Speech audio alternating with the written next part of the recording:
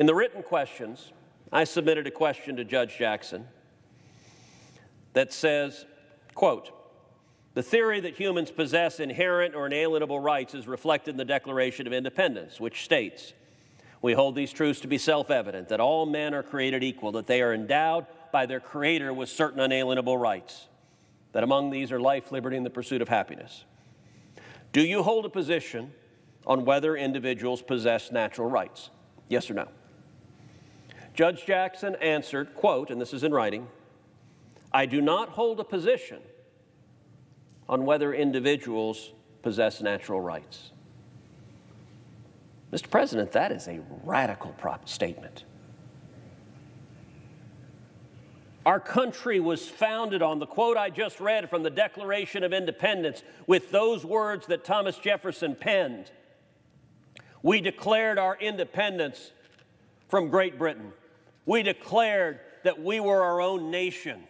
We started a revolutionary war. We drafted a constitution based on the proposition, we hold these truths to be self-evident. They're not evident to Judge Jackson.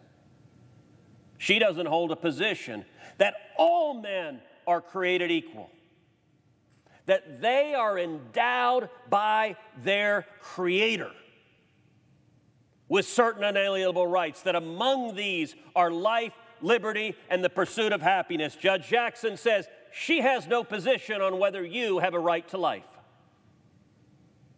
She has no position over whether you have a right to liberty.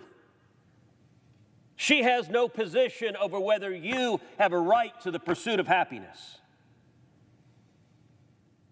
If you're a modern leftist, if you're a socialist who wants the government to control every aspect of your life, every aspect of your freedom, then a judge that has no view on whether we have natural rights is exactly the kind of judge you want.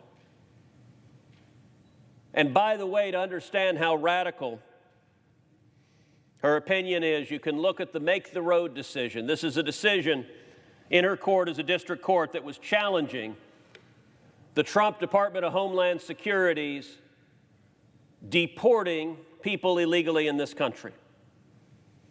The statute under which the Secretary was removing illegal aliens explicitly gave the Secretary discretion and said that discretion is unreviewable in federal courts. It was as clear and explicit an authorization and a removal of the authority of federal courts to second-guess the policy determinations. That didn't stop Judge Jackson at all. She ignored the plain text of the statute. She issued a nationwide injunction to stop the federal government from removing illegal aliens. Her decision was so extreme that on appeal, it was reversed by the Federal Court of Appeals for the D.C. Circuit unanimously.